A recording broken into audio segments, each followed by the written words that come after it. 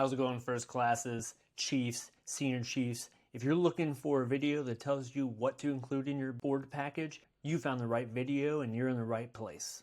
I've been a chief for more than a decade, and as a CMC, I've reviewed thousands of packages for sailors across all walks of life.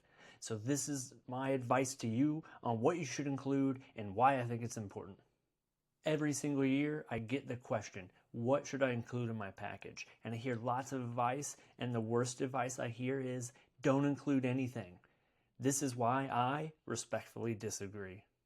Your letter to the board is the only thing that you can control other than your OMPF. My take is to submit anything that fills the gaps, adds clarity, and enhances your probability of being selected. Tell the story. Anything that shows sustained superior performance should be included in your letter to the board. Now let's dive deeper to see exactly what I mean.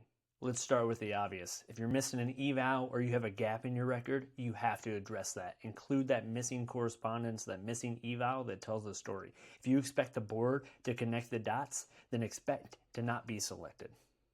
Next up, include any of those missing high-level awards that aren't in your OMPF. Include those NAMs, those Navy Commendation Medals, Joint Commendation Medals. Anything that should be in your OMPF that's missing, include that. To take it a step further, I would include other things like your Military Outstanding Volunteer Service Medal, your MOVSM, that write-up, any letters of commendation that you received that explain or have a write-up, Sail of the Quarter write-ups. Anything that can show the board that you have sustained superior performance can only benefit you, and I would include it. Now here's one that I see get missed over a lot, your designation letters.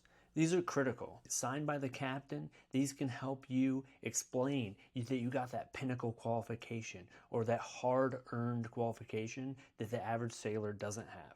The person reviewing your package may not know what that acronym means, but if you include that designation letter signed by the commanding officer, that could be the question that gets asked in the tank that could put you over the edge to being selected.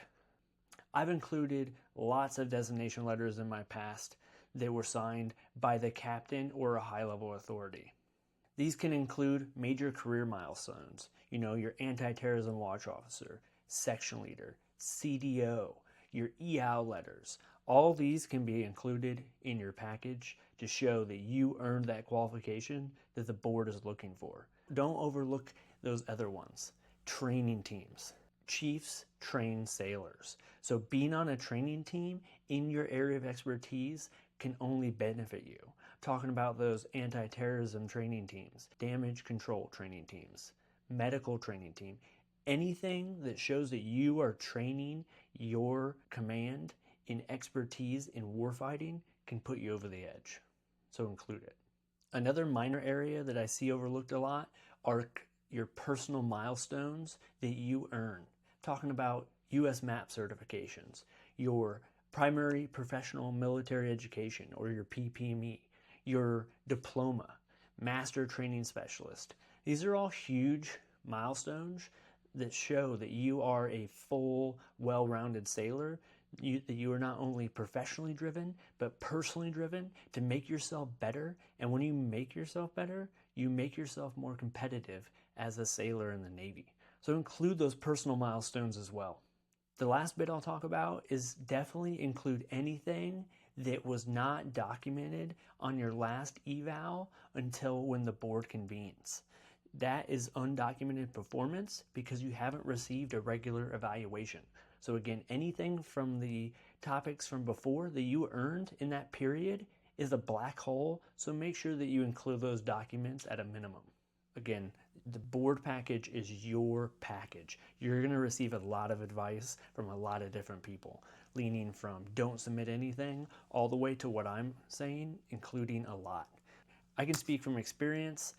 When I did my Chiefs board, I had 14 enclosures, Senior Chief, 12. For my Command Senior Chief, I had another, 10, and then for my Master Chief package, I had 15 enclosures. And my advice was in this video that include anything that can show that you are a sustained, superior performer that's going to help enhance your selectability. Your evals and the awards in your OMPF only talk about so much. So anything else that you can include that talks about how good you are as a sailor, for me, my advice, that's only a benefit to make you even more competitive. This is my one caution though, is don't include duplicates. If you have an eval in your OMPF, there's no reason to submit that again to the board. Include what speaks to you as a sailor, but don't double down and resubmit documents that are already covered. Remember, submit your package on time, make sure it's complete, and make sure you validate it when you send it. Here's to you being selected to Senior Chief, Master Chief, or Chief. I want to see all of you in the fleet doing great things and getting selected for the hard work that I know you're doing out there. I really hope this video helped you understand my perspective of what I think makes a competitive package and letter to the board. Send this to somebody who needs more advice on what to do, and subscribe for more actionable information to make you the best sailor possible. Thanks for your time, shipmate.